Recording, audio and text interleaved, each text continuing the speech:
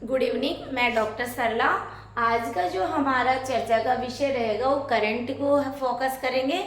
Current में हमने अभी हमारा जो फर्स्ट क्वेश्चन है वो 16वीं विधानसभा से संबंधित सही तथ्य बताइए।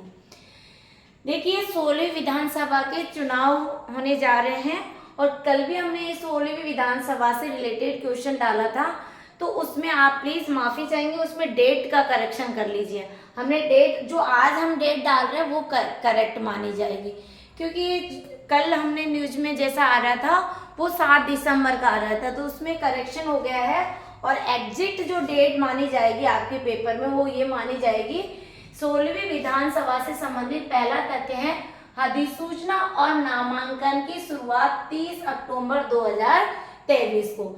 जो अधिसूचना और नामांकन की जो शुरुआत है वो 23 अक्टूबर 2023 को मानी जाएगी। नामांकन पत्रों की स्क्रूटनी जो छटनी होगी वो 7 नवंबर 2023 को होगी। ये भी फैक्ट सही है 16वीं विधानसभा से संबंधित। मतदान की तिथि 23 नवंबर फिक्स हो गई है और आचार संहिता लागू हो गई है, इसलिए हमने जो कल 7 नवंबर डाला था और 11 का रिजल्ट बताया था उसमें आप प्लीज करेक्शन कर लीजिए, क्योंकि मतदान की तिथि है अब वो 23 नवंबर 2023 मानी जाएगी। 23 नवंबर 2023 को रहेगी। ये हमारे आचार संहिता लागू हो गई है और अब ये जो गजेट नोटिफिकेशन है वो राइट माना जाएगा। तीसरा है डी ऑप्शन है हमारा, मतगणना 3 दिसंबर 2023 को होगी। बिल्कुल जो हमारे वोट की गणना होगी वो 3 दिसंबर 2023 को होगी। आप 11 दिसंबर को नहीं पढ़े, कल के एक क्वेश्चन में करेक्शन कर ले। तो ये जो 16वीं विधानसभा है उससे रिलेटेड चारों फैक्ट सही है, तो हमारा आंसर किस पे जाएगा? All is truth. मैं आपके साथ हमेशा ऑलवेज है अपडेट रहूंगी, करंट भी आपके साथ पे काम करेंगे और आप सब्जेक्ट वाइज से ऑल सब्जेक्ट में, ताकि आप कोई सा भी कंपटीशन फाइट कर सके। ऑल सब्जेक्ट पे हम काम करेंगे और आपको नोट्स भी प्रोवाइड करवाएंगे। नेक्स्ट हमारा क्वेश्चन है, देखिए बहुत ही अच्छा क्वेश्चन है। वह कौन सा स्रोत है जो हमारे संविधान को अधिकार प्रदान करता है?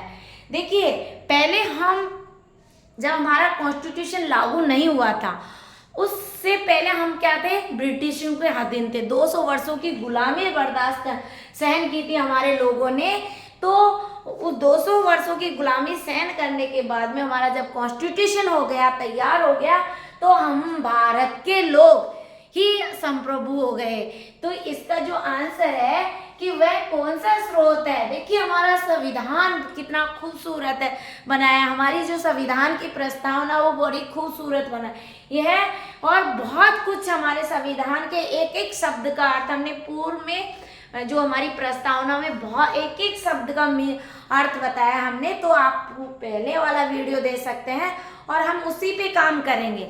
हम कॉन्स्टिट्यूशन तो हमारी 2-3 दिन की क्लास होगी, उसमें आपको पूरा कॉन्स्टिट्यूशन को बताएंगे किस तरह से प्रस्तावना से लेकर और आर्टिकल 395 अनुच्छेद आपको कंप्लीट करवाएंगे और पूरा हमारा जो डेमोक्रेसी है किस तरह से हमारी डेमोक्रेटेड होती है वो सारा आपको डायग्राम से बताएंगे। तो यहाँ जो क्वेश्चन मेरा कहने का मतलब था कि हम भारत के लोग ही ये क्या है, हमारे संविधान को अधिकार प्रदान करते हैं। हम भारत के लोग, हमारी जो प्रस्तावना है, प्रियम्बल है भारतीय संविधान की उद्देशिका है, उसमें पहली लाइन ही हमारे संविधान को अधिकार प्रदान है, क्योंकि हमारा जो डेमोक्रेसी है, जो हमारा संविधान है, वो समस्त अधिकार जनता हो, क्योंकि जनता ही हमारा चुन के करती है। हमारे पहले तो हम ब्रिटिश के अधीन थे, अब हम संप्रभु हो गए आंतरिक रूप से और बाह्य रूप से। हम किसी के अधीन नहीं है।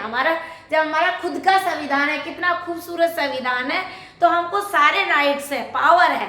तो ये इसका जो अधिकार वह कौन सा स्रोत है जो हमारे संविधान को अधिकार प्रदान करता है? वो हम भारत के लोग हैं। क्यों है? क्योंकि हमारे यहाँ डेमोक्रेसी है, जनता का शासन है, कि जनता ही हम अब जनप्रतिनिधि को चुनकर भेजती है, जनता ही डिसाइड करती है अपना नेता, कि वोट के माध्यम से जनता वोट के माध्यम से हम लीडर को बनाते हैं। हम वंशानुगत नहीं है हमारे यहाँ, अनारसी नहीं है, मतलब अराजकता नहीं है हमारे यहाँ। क्या है? डेमोक्रेसी है, जनता ही सर्वोपरि है। क्यों है? उसका कारण भी कि जनता जनप्रतिनिधि को चुनकर भेजती है और वो जनप्रतिनिधि होते हैं। हम हमारा एमएलए को वोट देते हैं, हम हमारे किसको वोट देते हैं? एमपी को वोट देते हैं, और वो जो एमएलए एमपी चुनते हैं तो उसमें से ही एक हमारा क्या होता है? सेंट्रल की बात करें तो जितने भी एमपी है वो वोट देंगे प्रधानमंत्री को। और स्टेट में जब अभी वर्तमान में स्टेट में चुनाव होंगे तो हम विधायक चुनेंगे, और उन विधायकों में से एक हमारा बहुमत दल का नेता होगा। वो कौन होगा? मुख्यमंत्री। और सेंट्रल में लोकसभा में जो बहुमत दल का नेता होगा वो प्रधानमंत्री। बहुत ही बेसिक चीज आपको बताऊंगी। पॉलिटिकल साइंस मेरा सब्जेक्ट है, तो आपको खुलकर जो भी आपको प्रॉब्लम आए तो आप कमेंट्स कर सकते हैं, कोई इशू नहीं है। तो पॉलिटिकल डायग्राम से आपको मेरे पहले पिछले जितने भी वीडियो आप देखिए पॉलिटिकल समझ में आ जाएगी।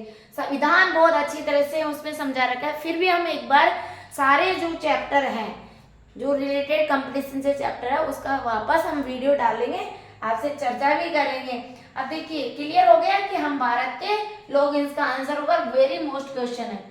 हाल ही में 9वें राष्ट्रमंडल संसदीय सम्मेलन का आयोजन किस शहर में किया गया है? तो हाल ही में 9वें राष्ट्रमंडल संसदीय सम्मेलन का आयोजन हमारी झीलों की नगरी, हमारे राजस्थान में झीलों की नगरी कौन सी है? उदयपुर। ठीक है, तो इसका आंसर होगा उदयपुर। उदयपुर में सौर वेधशाला भी है ना। उदयपुर में एक हवाला गांव है, बहुत चर्चित गांव है, इसमें हवाला से रिलेटेड शिल्प ग्राम के लिए प्रसिद्ध है ना। ये वेरी मोस्ट क्वेश्चन है।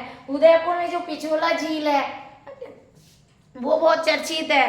तो यहाँ पे हम बात करें, फतेह सागर झील है, जयसमंद झील है, ये बहुत ही इंपॉर्टेंट क्वेश्चन है। यहाँ से हमेशा ऑलमोस्टली क्वेश्चन आता है। और उदय सिंह के द्वारा 1559 में उदयपुर शहर की स्थापना की गई थी। तो सीधा आंसर हमारा इसका उदयपुर होगा। और ये जो मिलता है तो ये लोकसभा अध्यक्ष ओम बिरला के द्वारा, लोकसभा अध्यक्ष ओम बिरला, ये सम्मेलन किसकी अध्यक्षता में किसने करवाया था? तो लोकसभा अध्यक्ष ओम बिरला ने करवाया था। तो आप ये ध्यान रखें, वर्तमान में 15वीं विधानसभा चल रही है, अब 16वीं विधानसभा की चुनाव होने जा रहे हैं। वो चुनाव होंगे 23 नवंबर 2023 को, और मतगणना होगी 3 दिसंबर। ये दोनों डेट तो आप रख लेना, क्योंकि आपके कंपटीशन में ये तो फैक्ट पूछे ही जाते हैं। ठीक है, इसी के साथ आपको मेरा क्रांतिकारी जय भीम, और आप लाइक करें, सब्सक्राइब करें और शेयर भी करें, ताकि हमारे भी शिक्षा का जो विद्या का दान है वो सब तक पहुंच सके। Thank you so much again.